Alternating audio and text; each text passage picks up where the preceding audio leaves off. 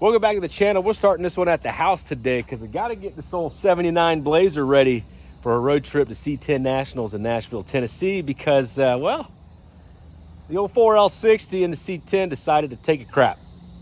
So the problem is this truck hasn't moved since March and the battery's deader than Hans from Die Hard. So I got me a little jump box from Harbor Freight here.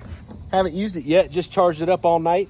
Excited to see how that does. And the other problem is we ain't got no brakes right now. Okay, well, the truck has moved since March, but it really hasn't been driven very much at all. So since this is a push button start with an RFID entry, the battery tends to die after about a week or so. And you're probably wondering what the heck's going on here. Well, the battery in the Blazer has been relocated to the back. And the shop that built this Blazer decided to put some posts right here for easy, quick connection in case the battery ever dies, which it does from time to time because I'm too busy to drive it all the time. Fuel pump's sounding healthy.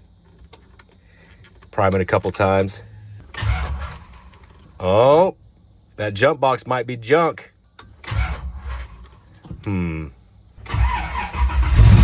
Hey!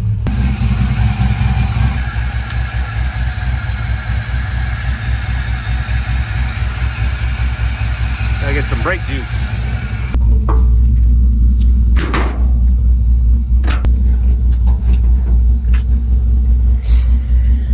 Ah, there it is.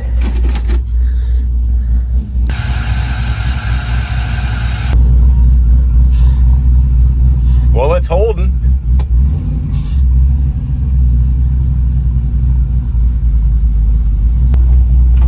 All right, let's get this window rolled up. Feels good to drive something cool again. I've been driving that dang dually in the van everywhere. And I don't know, people get kind of irritated because they both move so slow. It's like they just get mad that like I'm on the road. Seatbelts on. Got to roll the window down. So a lot of you guys and gals might remember I redid the AC in this truck at the beginning of the year. The condenser, I think, was too small, so I put in a larger condenser. I think they called it a monster condenser from Vintage Air. So anyway, the AC works a lot better, but now I got a leak because there's no refrigerant in it. So I got to figure out where that's coming from. We got to work on the brakes, and I got a tire on order so I can put my Corsarts back on because those look way cooler than these US mags. I don't know, some of you guys dig the US mags. Also, gotta get the gas gauge fixed. I replaced the fuel tank in the sending unit, so it's brand new. I don't know if something got jarred loose, but the wire harness is perfect from the sending unit to the gauge. I traced the whole dang thing thinking it was something else, but I'm pretty sure there's an issue with the new sending unit, which doesn't surprise me because a lot of new parts nowadays kind of suck. Then we got to give this thing a good polish because it hasn't been cleaned in quite a while, and get her ready to show again because this truck's really cool. I've been so distracted with my other junk, I haven't really been able to take care of it, you know? I feel kind of bad.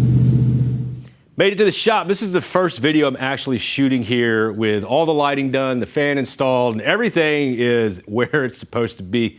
Pretty excited to work on this thing. Well, I swung by O'Reilly's, got some parts, got some soft lines, got some wheel cylinders, and I just kind of started poking around the truck trying to see what's going on, and kind of just popped this AC cap off, and it literally just like popped right off.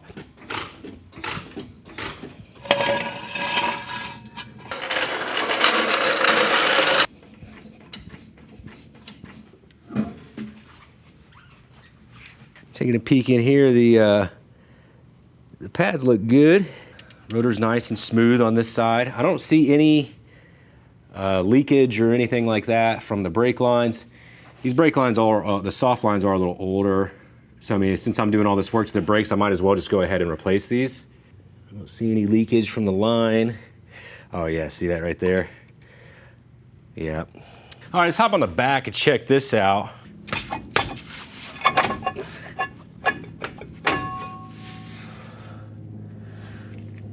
Got some rustage there. Oh yeah, the shoes really aren't too bad. but if they're soaked in brake juice, obviously we're gonna have to replace them. But yeah, we got a leaky one right here. Oh, this one looks good. Oakley dokley. Well, let me check the wheel cylinders before I just start taking all this apart and make sure they fit. Yeah, that appears to be it. Got my shoes on order, should be here this afternoon, so we'll go ahead and start disassembling.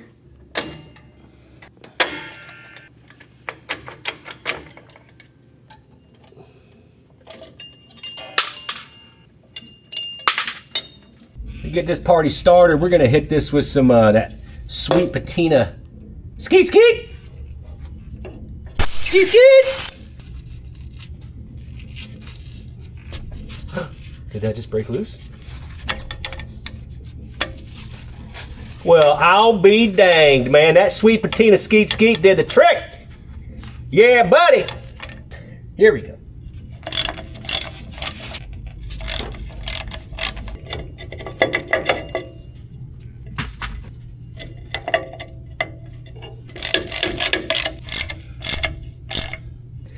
Pretty snug. All right, let's clean all this off here. Drum brakes are a little different. They're definitely a lot more involved than doing, you know, just regular disc brakes. Normally what you could do is work on one side at a time and go back and forth. They do have special kits you could get for, or specialty tools for these you can get, but I've done plenty of drum brakes with just like pliers and a flathead screwdriver. It's just, what I like to do is just take pictures like you saw of the assembly and then just go back and cross-reference, and then it really only goes back together one way. But just take your time, you'll get it, it's not a big deal. Or while you have all this apart, you can just put disc brakes back here. That's probably what I should do. Here's the next task at hand. We gotta replace this soft line right here. Go ahead and hit it with some skeet skeet. Skeet skeet! See how it bubbles up like that? Skeet skeet!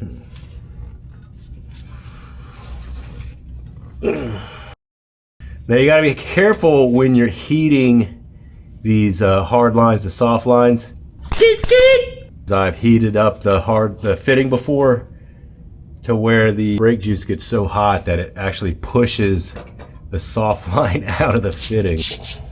Yes! Yeah. Was that it? Heck yeah, dude. Oh, that's so awesome. Okay.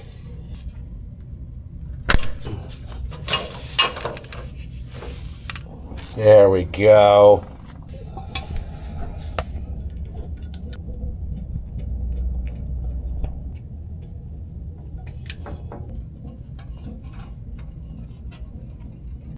Well, I got to get out of here and go get the kids, so I figured I'd go ahead and recover the refrigerant in the AC system and then go ahead and put it under a vacuum so we can make sure that there's no other leaks other than that Schrader valve.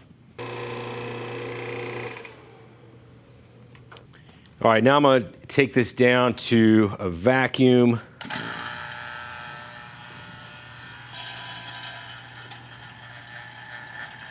All right, we'll let that sit for a little bit until we come back with the kids and see if we got any other leaks.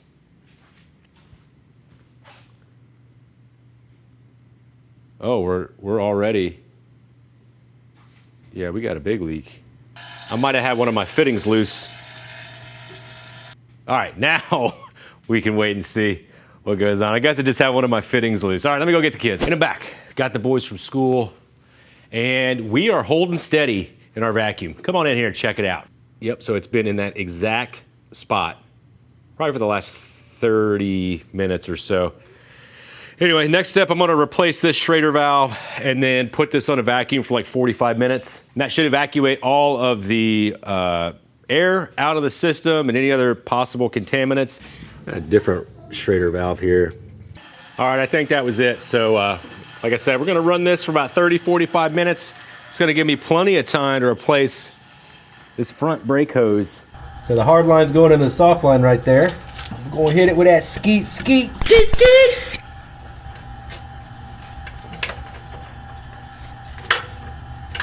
Did I just spit off of there? No, it didn't. It did. Holy cow. Got that off of there. Ah, there it goes. This one's not too bad.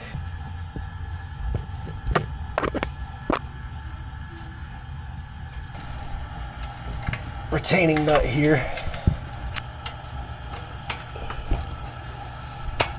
So next, I'm basically gonna just gravity bleed the system.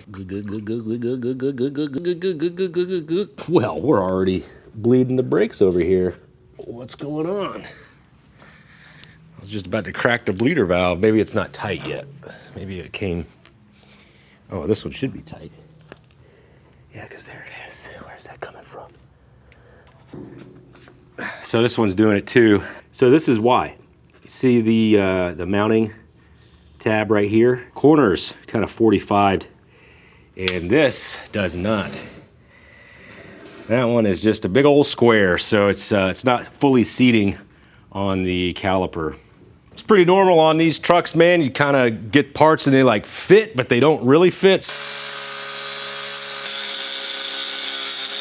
Well, we just got a free flush job there up front. That's cool. All right, so now we got the master cylinder filled back up. In the back, we replaced that soft line, which kind of splits the difference between the two. So we want the brake fluid to flow through that, kind of flow out to the drums back there. The front's fine. We just took care of the front right there. Probably a little more than what we should have. But we also got to start putting our shoes back on the back. So here's one of the brake shoes. We got a little bit of an issue. One of these doesn't look right. It does have the same profile and the same cutouts, the same holes, and it does fit in there. So I think that this was supposed to be a 2.8-inch wide brake shoe, but whoever did the brakes last did a 2-inch wide brake shoe because there's two different brake shoes for the truck. That might have been the reason my braking performance has been terrible. Nope, that's not the problem.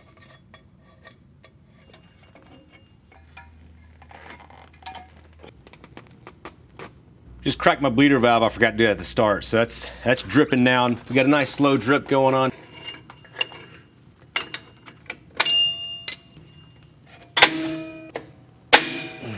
Now's a good time to check and see if you got any extra parts laying around.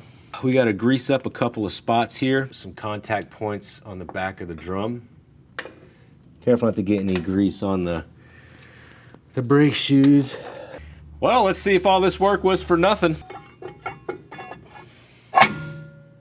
Yeah, buddy, she fits. Oh my gosh, that's awesome. Okay, so let me see if this has an adjuster on the back side. I'll show you what I'm talking about on the other side. Actually, I'll show you right here. So sometimes on the back side of these drums, they give you an access to this right here. So this is how the brake shoes adjust at the bottom of the brake shoes. Obviously, the wheel cylinder is how they adjust at the top of the brake shoes, but the way they do that is through this gear, and this lever actually kicks down and spreads this apart. So don't have an access on this one, so what I'm assuming is going to happen is when we push on the brake, it's going to spread this apart, and then through all the magic of springs and levers, it's going to turn that gear. Got the brakes wrapped up on the other side and got it all gravity bled. I broke down, guys and gals. I got myself a self-bleeding kit from Harbor Freight. I just do work on brakes too much to not get it, you know?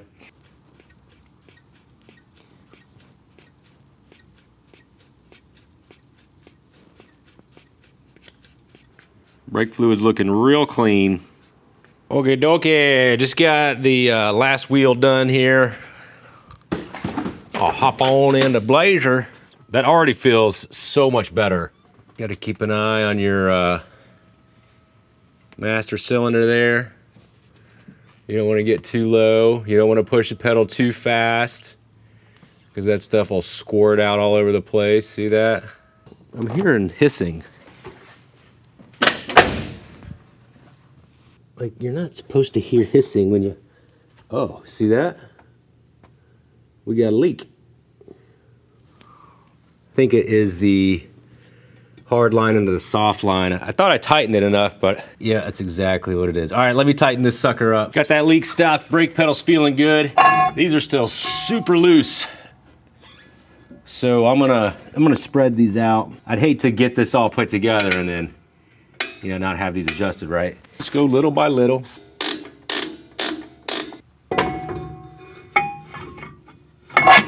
All right. I like that. It's like barely touching. And we're back. We actually have to finish today because supposed to leave tomorrow morning. So we've got to drop the fuel tank here. There are 2 fasteners where the tank straps are that are in between the tailgate and the body. Filler neck, whatever. All right, you can kind of see what we're working with here.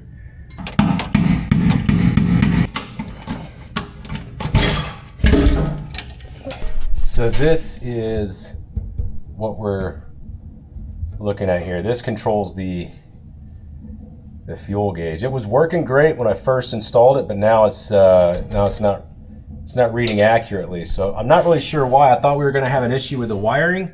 So our gauge is reading half, which it's set at empty. So now let's go over here.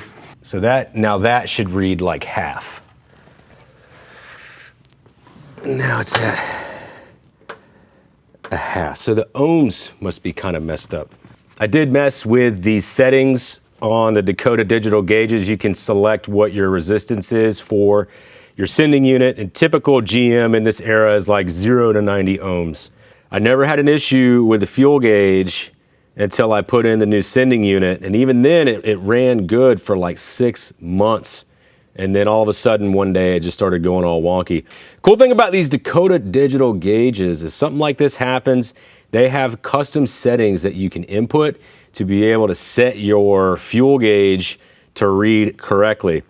So what I'm gonna do is follow that procedure. It's laid out on their website in their installation manuals and their setup manuals. But basically you put the sending unit float at 0, like it's empty. You let the system calibrate, and then you pick it up to where it's full. You let the system calibrate, and then no matter what the ohm reading is with your sending unit, it's gonna accurately read out on the fuel gauge. Now, if that gets screwed up, I might have to get a new sending unit because that may be the issue that we're having. All right, I just calibrated all this. Let's see what happens here. We should be full right now. Showing 3/4, like that. All right, it's a little more than a half tank. Still showing like 3/4. Oh, it's still coming down a little bit. It seems like there's a delay in the communication between the sending unit and the gauge. So I'm just gonna leave it as is, put all that back together, and then just see what it does on the road. Got her back on the ground. I actually did not get a chance to charge the AC system last night, and it's been sitting overnight. Looking really good. The needle hasn't moved. Gonna charge this real quick. This vintage air system says it takes like 28.8 ounces or 1.8 pounds of refrigerant.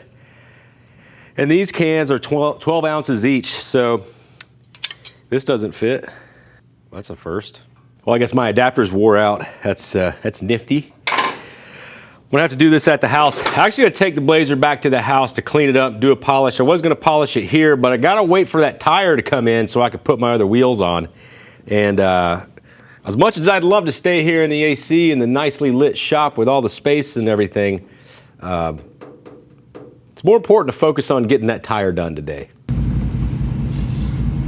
Braking feels a little better. It's good to hear, good news. Oh, we're back at the house. I feel like the neighbors have not missed me at all. I'm gonna go ahead and charge this AC system so it's off right now. I got this cheapy little filler thing. We put in 2 cans, and you can, you know, like weigh the next one and get it perfect, but I'm gonna do 2 cans in a little bit. We should be all right.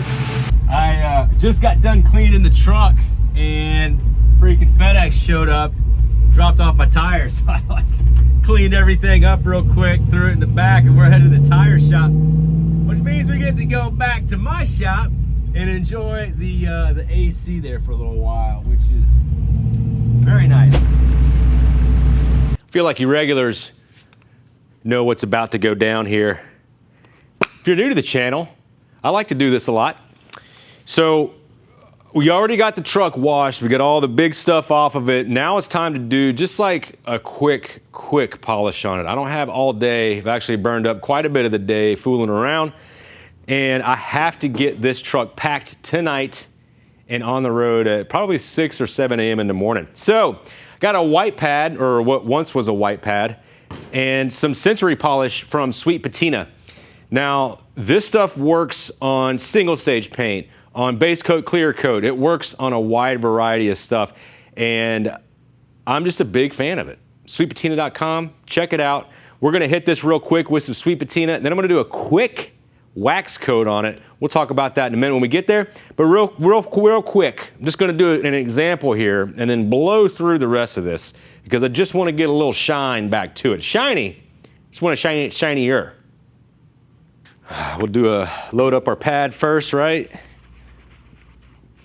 We haven't used this pad yet today, so it's all dried out and whatnot. Then we're just doing a couple of dabs of the Century polish. We'll set that right there. Low speed, spread it out. Now with this polish, you're not gonna want a super aggressive cut, so you don't wanna put your polisher up to a super high speed. But I'm gonna put this on number 4. It's got 6 speed settings, and we're just gonna go make about 3 or 4 passes on this. We went this way, now we're gonna go this way.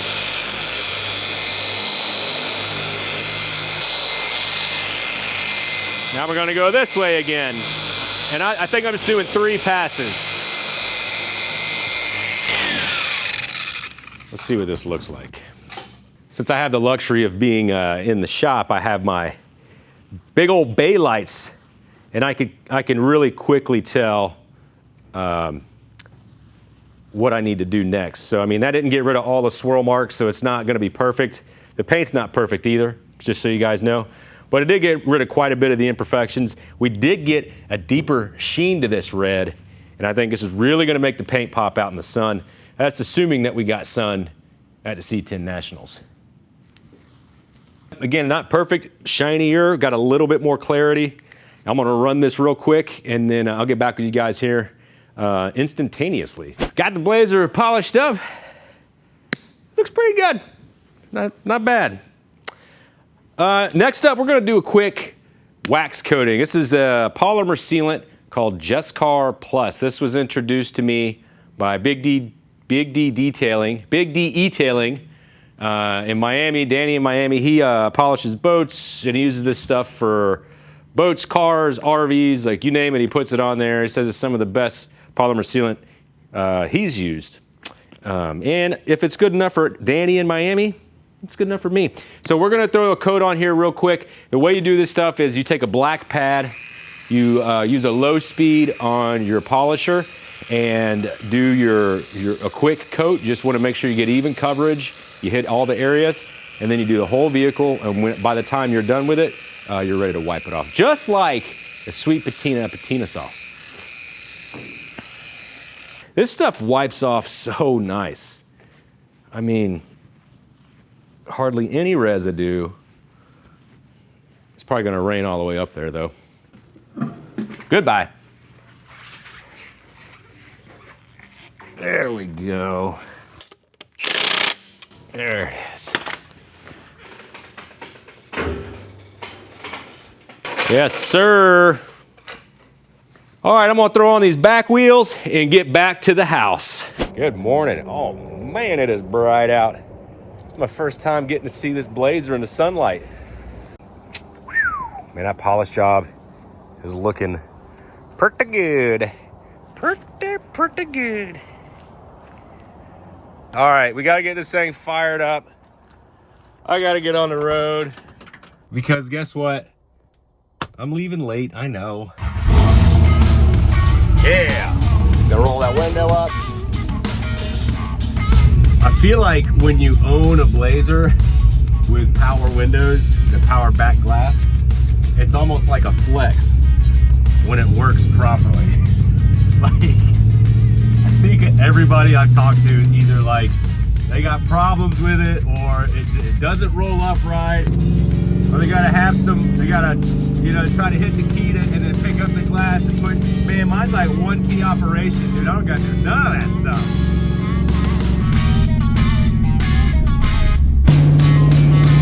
Ladies and gentlemen, we are officially on the road to Nashville, Tennessee, to the C10 Nationals. The question is this old Blazer gonna make it 600 miles?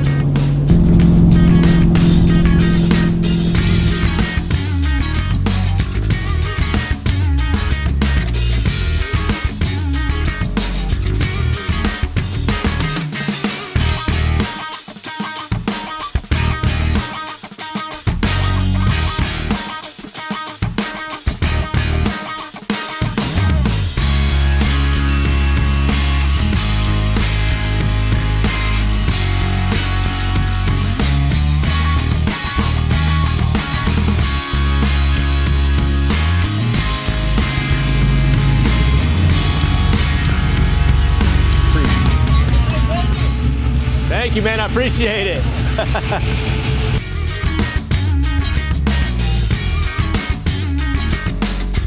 Yep. Just started smelling something. I think a tire just went. Yeah, a tire just went.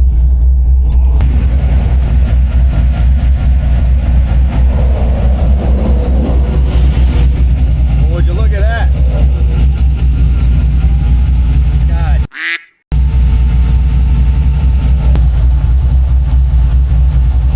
You know, I was driving down the road and I smelled some like brakes, I thought. And I was like, oh man, somebody's burning out their trailer brakes. And all of a sudden the truck just started like going all over the place. I'm like, son of a... Oh yeah, look at this, dude. It's literally just coming right off of the rim. That is awesome. Ouch. Cool, I'm bleeding through my glove there. Got little steel things. Yeah, so the valve stem popped out and then immediate failure, and that's what happened. So that valve stem got replaced on the side of the road in the middle of Alabama. The valve stem over there got replaced at the shop when they put the new tire on, and that valve stem is the original one, so I am gonna change that one out when I get off the road, because if that happens to a back tire, kind of screwed. I was this close to bringing my floor jack. I said, nah, man, I got it figured out. Should have brought my floor jack.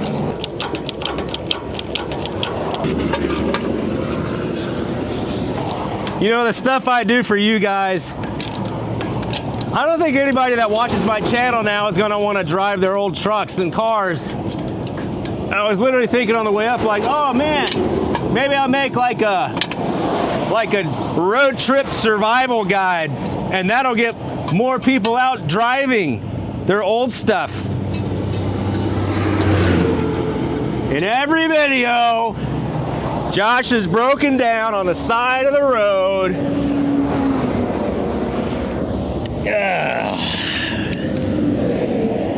And I think everybody's like, I'm good. I'll just trailer my stuff there. I don't want to do that. I don't want to mess with these tires and, you know, all that stuff. I get it. I get it. I get you don't want to mess with it, but dude, I'm telling you, some of the best adventures I've ever had have been on a road trip with an old vehicle.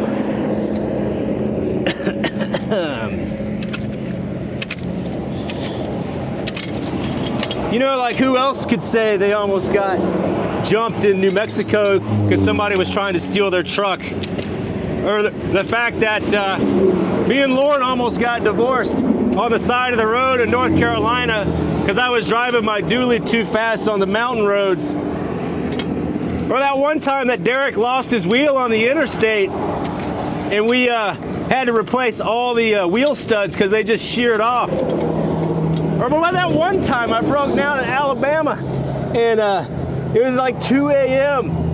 and the other tire blew out and I had to replace that valve stem on the side of the road. It's just, you can't get any better than that, man. Ouch! The wheel's not messed up, which is really good news. So these wheels are directional. Don't really have an option right now. Bro, watch, I'm gonna drive that 79 dually to North Carolina. Dude, watch us go there. No issues. No issues.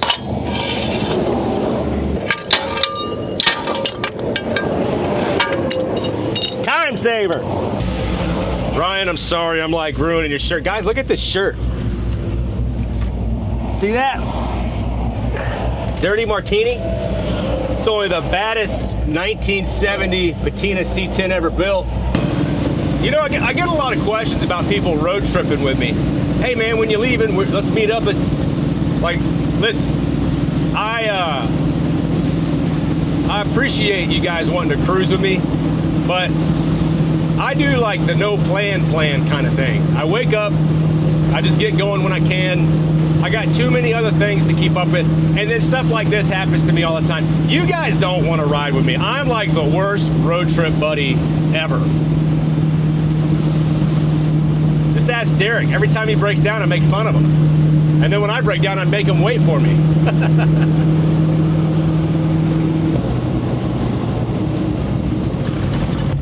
All right, let's park over here because people like to get chatty when they see old trucks.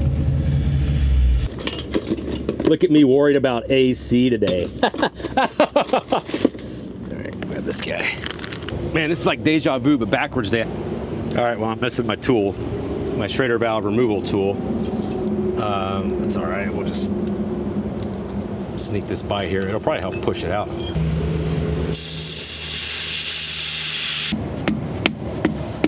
I turn it like that. We grab the back end of the valve stem, then we pull it out.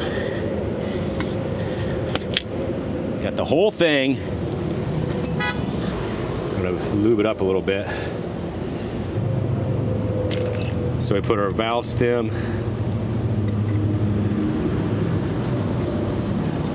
installer tool on here, just like that. So we got our valve stem. We got this little guide here. Oh, there it is. All right, so we got it in. Gently pull it out.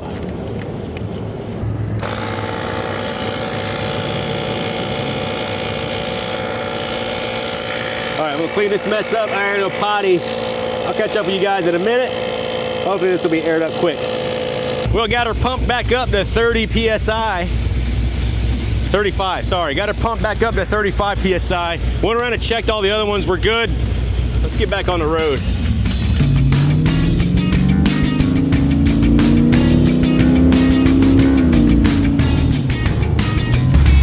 Freaking McDonough traffic, dude. Every time without fail. Every time.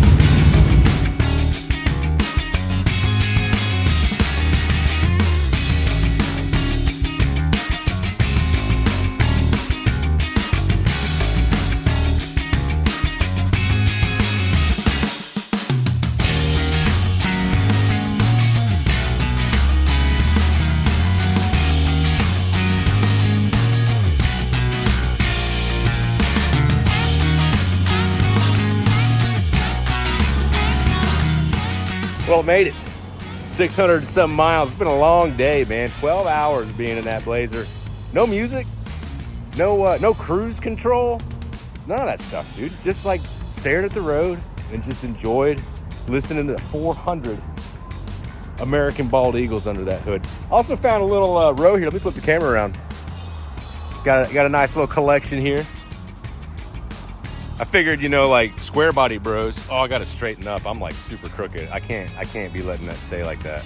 All right, ladies and gentlemen, I am tired. I'm gonna get to bed. I enjoyed bringing you guys along for the road trip up.